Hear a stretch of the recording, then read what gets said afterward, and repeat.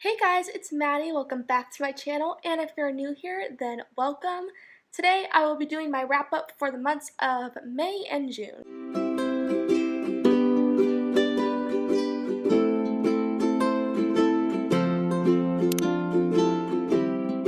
So the reason I'm combining these wrap-ups is because I didn't do a wrap-up in May, and that is because in May I only read 2 books. That was it. After I read those 2 books in the beginning of the month, I got into this horrible reading slump because I had started taking up writing again. And because of that, I found it really hard to balance reading and writing. So I just didn't read at all for the last part of May, and I only read 2 books. So I felt like it wasn't enough to do a monthly wrap-up for May, so I just decided to combine May and June together, and in this video I will talk about the 2 books that I read in May. So with that said, let's just get into my stats. So my stats are combining the stats for the months of May and June together. So in those 2 months I read 1,999 pages. I would pretty much round that up to 2,000, that's 1 page away.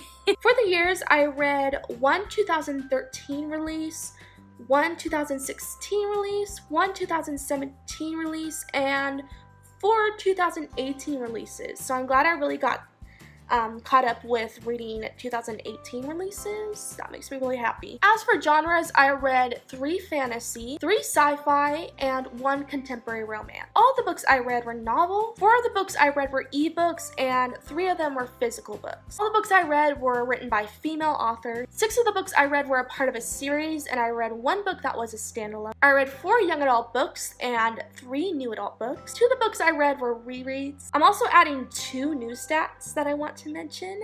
So I'm going to talk about what area in the world my book that I read was set in. I've seen this kind of stat before and I think it's really interesting. So I read 3 books that were in a fantasy setting, so they're settings that don't exist, and then the rest of the books that I read took place in the United States. And then I want to talk about the authors that were authors I've read their books before and what authors were new to me. So 5 of the books I read were by old authors who I've read their books before, and then I read 2 books that were by authors who I had never read their books before. And then going into my ratings, I gave all of these books either 4 or 5 stars. I had 4 4 stars and 3 5 stars. I only DNF'd 1 book, and it's a book that I plan to continue. This was a book I read in May. I started, sadly did not get to finish, but I do plan to continue it. I participated in 1 readathon that happened in May, and that was the Buzzword readathon. The book that I read during that readathon was the one that I didn't get to finish. So I read part of a book for that readathon, but that's it. That's all I read, which is pretty sad. And in May and June combined, the total books I had on my TBRs were 22. I read 4 out of the 22 books on those TBRs. Yeah, not good. Alright, with the stats out of the way, let's just get into my wrap-up. So I'm going to do this wrap-up a little differently since I'm talking about 2 separate months and I want to keep these months separated. I'm just going to tell you the order in which I read these books instead of doing it where I show my least favorite book to my most favorite book. So that's the way I'm going to do it this time. So let's just get started with the 2 books that I read in May. So the first book I read was my most anticipated book of the year. That was A Court of Frost and Starlight by Sarah J. Maas. This is the novella book to the A Court of Thorns and Roses series. As I've mentioned time and time again, I love the A Court of Thorns and Roses series, so I was very excited about this book, and it did not let me down. So this book is a continuation to the A Court of Thorns and Roses series, so I won't say what the synopsis is, but I really enjoyed it. There wasn't a lot that happened in this book since it is a novella, and with novellas, they're pretty much kind of extra stories, so because of that, I don't feel like you have to read this book in order to continue on with the series, but I would recommend you do so because I personally really liked it. Which I came to find out after reading this book that is actually an unpopular opinion. So many people did not like this book, and I'm still confused on that because I'm like, this book was so good. This book really just allowed us to really get to know the characters more, and it just showed the characters in their everyday lives. It took a step away from the action and just showed how the characters interact with each other, and I'm someone who reads a book for the characters. Character-driven books are my favorite books to read, so I did not mind that there wasn't a lot of action, there wasn't a lot of plot to this book, because we just got to hang out with the characters that I've come to know and love, and I enjoyed that, even though a lot of people didn't seem to, which makes me kind of sad, because I'm like, why didn't a lot of people like this book? I loved it. It was so good, and I loved seeing Feyre and Rhysand's relationship continue on throughout this book. They are just so happy, and it makes me happy that they're so happy. So I give this book 5 out of 5 stars. Loved it so much, and I cannot wait for the rest of the books in this series. The next book will be following a different character. Based on hints in this book, it will be following Cassian and Nesta, and I am so excited for that. And I'm so sad that I'm going to have to wait a year for the next book. And the last book I read in May was Chevalier by Brie M. Lewandowski. This book was sent to me by the author in exchange for a review, so thank you, Brie, for sending this to me. I really enjoyed reading it. I do have a review up for it, so if you want to check that out, I'll leave that in the description and also in the card right here. But to get my short thoughts on this book, I really liked it. This is a fantasy book about a girl who is going to get married, but she gets stood up at the altar. So this guy who she knows in her past ends up offering to marry her, and a lot is going on in this world that is dangerous. So throughout this book, you're seeing these two characters try to get away from all this chaos, and this guy's trying to keep this girl safe. It's like your typical fantasy book, but it was really good. The way I would describe this book is that it read like a fairy tale, and I really liked that. I felt like this book could be like its own fairy tale, which was really cool. So I'd really recommend it. It's really short, so you'll be able to fly through it. I certainly did. I give this one a 4 out of 5 stars. So now going into June, I read, how many books did I read in June? I read 1, 2, 3, 4, 5.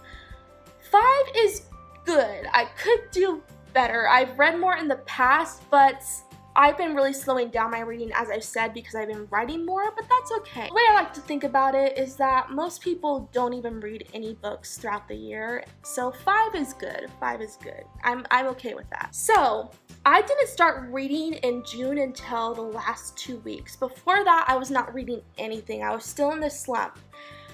But then I decided to pick up a book that I had read before, and I really wanted to read it again, because the third book had just come out. Well, it actually hadn't come out yet, but I got it sent to me so that I can review it, and it's the third book in the series, but I had forgotten a lot about the other books in the series. So because of that, I had to reread the first 2 books, and I didn't mind rereading them because I love this series. That is the Infinity Division series by Jess Accardo. I read this whole trilogy. I binge read it, and I'm super impressed with that, because usually I don't binge read series, but I read this entire trilogy in a week. I'm really impressed with that. And I had a ride with rereading the first 2 books in this series again. So let's talk about them individually. We have Infinity. This is the first book in this series.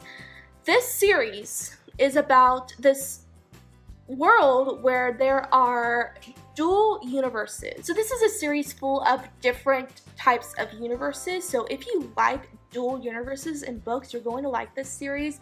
I love sci-fi books that have different universes that the characters travel between. This book takes that concept and does it so well. The first book is about this girl named Corey who needs to be babysat because her father is away. So these 2 guys come to babysit her, and she finds out a lot more about them. And she finds out that they are interdimension travelers who have come to her Earth, and they know her in their world. And one of the guys was actually in a relationship with the Corey in his world. And in every world, Corey from the world that we follow, she comes to find out that there are so many versions of her and this guy Cade that are in love, and she finds herself falling for Cade throughout this book. So it is a very entertaining series. I would say it's not the best literature ever, but it is so entertaining. It's so action-packed. I gave the first book 5 out of 5 stars. When I originally read it, it was a 5-star read. That didn't change. And then I read the second book, which is Omega, and this one was another reread. I gave this one 4 out of 5 stars, and I can't for the life of me remember why I gave it a 4 out of 5. I swear it'll come to me.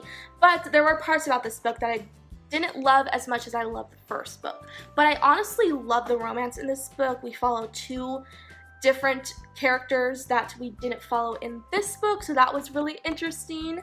And then I got to read the new addition to the trilogy, the final book, Alpha, and I gave this one 4 out of 5 stars. This one I felt like was the most fast-paced book in this series, but I didn't mind that as I love fast-paced books that I feel like I can't put down. And this book also follows 2 different characters that we didn't follow in the previous book, so that was also very cool to see. And what I loved about this book is that it really wrapped up the entire series nicely. It didn't leave out any loose ends, and that's all I asked for in the final book of a series. So I'm glad I finished this trilogy, but I'm honestly really going to miss reading it because I spent like 3 years reading these books.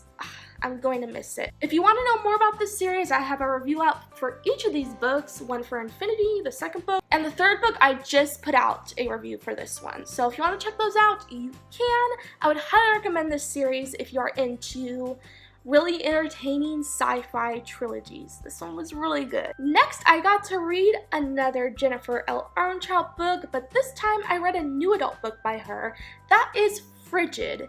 So this was a book I put on my try-chapter tag for May? Yeah, it was May. I didn't do one for June because I was in a reading slump, so I didn't think I would get to my try-chapter pick for June, and I didn't get to Frigid in May, so I just migrated it over to June. So I did still get a chance to read it.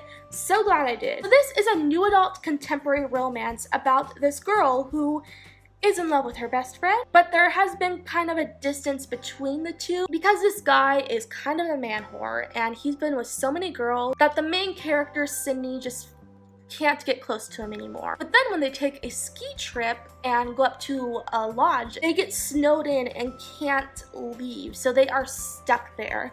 And because they are stranded and they're the only 2 people each other have for like a week, they end up spending more time together, and some feelings ensue from there. Some feelings come to light and a romance develops. So this is a book that has a ton of romance in it. That's the main focus. I enjoy this one. I had only read Jennifer L. Armentrout's young adult books. I hadn't read any of her new adult books. This is the first one I read, and it was really cool to see how her writing transferred to the new adult genre, and I really enjoyed how she wrote in this genre. I really did enjoy the romance in this book. That's the best part about it. I really liked seeing these characters come together. There were a ton of sexy times. That was also something that was really cool to see from this author since she writes young adult. It was really cool to see her write some sexy scenes. I really enjoyed that. I felt like the romance was just really light. One of my favorite romance tropes is the friends to lovers trope, and this book has that. I felt like it did it really well, and because that's my favorite trope, of course I love the romance in this book. This book would have been a 5-star book, but then we got to the ending and it has one of my least favorite tropes of all time. I can't stand this trope. That is the miscommunications trope. I hate this. Whenever I see miscommunications in books, it automatically gets knocked down a star because I can't stand this trope. And throughout the whole book, it was going good, and then the end, it just like plummeted when that miscommunication set in. And I got so frustrated because I'm like, why don't you guys just talk about this problem? And the main character did not allow Tyler, who is the love interest, to explain his side of the story. I was like, just let the guy talk. And then Kyler doesn't even bother to explain himself because he's like, she already hates me, I'm just not gonna bother. I'm like, no, talk. That could fix everything if you just talk. I swear I hate this trope. It needs to stop. And it was sad because I was going to give this book a 5 out of 5 stars, but I have to go to 4 because the miscommunication thing was in it, and I can't stand that trope. I can't. So that was disappointing, but either way, I still enjoyed this book. There is a sequel to this book that follows 2 different characters that were introduced in the book that I am interested in reading about. So I'm definitely going to pick up the sequel, which is Scorched, really soon. And hopefully that one will be a 5-star. Hopefully it'll be the 5-star book that I just couldn't give to Frigid. And the last book, you guys, gosh, I need to talk about this book. This book was so good. It was so good. So I actually included this book on my July TBR because I was going to get to it in July, but I always put out my July TBR videos a few days early before the month ends. So it just so happened that I ended up picking up this book before June ended. So I'm actually including it on my June wrap up when I put it on my July TBR. So it's funny how that worked out. That book is The Savior's Champion by Jenna Moreci. This book was on my May TBR. I didn't get to it in May. So I put it on my June TBR, and then before I put out my June TBR, I didn't get a chance to get to it, so I put it on my July TBR, but then Tome Topple rolled around. And for that readathon, you're supposed to read big books. This is a book over 500 pages, so it counted. So because Tome Topple came, I was like, okay, I'll start The Savior's Champion. And I didn't expect to finish it in the month of June, but I read this book so fast because I could not put it down. So getting into the synopsis of this book. This is a new adult dark fantasy book. It's the first in a series, and it takes place in this world where there is the savior, and her very existence is all to purify the land. When every savior comes of age, there is this event called the Sovereign's Tournament where men compete and fight to the death, and the last one standing marries the savior and becomes the savior's champion and rules alongside her. The story follows Tobias, who has no interest in competing in the Sovereign's Tournament, but every competitor who gets into the tournament gets a salary, and because his family is very poor, he ends up volunteering to be in the Sovereign's Tournament because he just needs the money. He doesn't care about the savior. He's just there for the coin. And the book takes off from there as Tobias is competing in the Sovereign's Tournament and just trying to stay alive. Yeah, guys, this book destroyed me. Oh my god. I did not expect to love it as much as I did, but it was incredible. I had never read a dark adult fantasy before. The only new adult books I've read are contemporary romance. I've never ventured into the fantasy side of adult fiction. It's just been contemporary romance. That's it. So this was a completely new book to me. And because it was a new book to me, I think that's what also contributed to the fact that I loved it so much. Because it was a book I had never read before, and it was so refreshing. This book is action-packed, has so many characters. I loved Tobias, the main character, so much. I felt like I could relate to him so much. He's a very strong character, and he's very pessimistic, but he has so many sides to his personality that we get to discover throughout the book. And throughout this entire book, I found myself falling in love with him more and more and more. I'm so glad that he was the protagonist of the book because he was just so interesting and so compelling, and I was so invested in his character. And this book has a romantic plotline that I am just obsessed with so much. The romance in this book was so good. It was healthy. It was full of so much hope. It was so beautiful. The two characters just supported each other, and those are my favorite types of romances to see. And those types of romances are so hard to find in books nowadays because, especially in the new adult genre, so many of the romantic relationships are just so toxic and problematic, and I'm sick of reading books with toxic relationships. This one was so refreshing because these two characters just supported each other and they were there for each other, and the romance was consensual and just healthy, and I just really appreciated that. And the plot twist in this book, oh my god, I still can't stop thinking about it. In general, I can't stop thinking about this book. I finished it 3 days ago and I still can't stop thinking about it. This is a book that's going to stick with me for a long time. Like, I can't even speak coherently about this book because it's all gush. I'm just telling you guys, read this book. As long as you don't mind reading about really graphic content, like there's a lot of blood and violence in this book, there are some sexual situations. If that doesn't bother you, then pick up this book because you need to read it. And I need my hands on the sequel right now. I need it. I just filmed a review on this book today, and it will be coming out shortly, and it's going to contain everything I liked about this book, but I can't say it all right here because this video will be way too long. But that review will be coming out soon, so you can see me just gush and recommend this book endlessly to to you guys. So of course I gave this one 5 out of 5 stars. I loved it so much. And if you guys don't know, this book was written by an author who is a member of AuthorTube. She makes writing videos on YouTube and she has a very successful channel. Her writing advice is so good. I've been following her for years, so I'm really glad I got to read a book from her because I had been dying to do so. And along with that, I will link her YouTube channel down below in the description box if you want to check it out. So those were all the books I read in the months of May and June. Overall, great reading months. All the books I read were either 4 or 5-star reads. I discovered my potential favorite book of 2018 in June. Not even kidding, that's how much I love The Savior's Champion, so that's exciting. So I'm really glad with how my reading months went in those 2 months, even though I was on a reading slump, but they were all great books. So that's all I have for you guys today. If you like this video, be sure to like, comment, and subscribe down below for more bookish related videos. And also be sure to click that bell icon next to the subscribe button so that you are notified when I post new videos. And if you want to hear more from me outside of YouTube, be sure to follow my social media. Those links will be down in the description box below. And I'll be back really soon. Bye!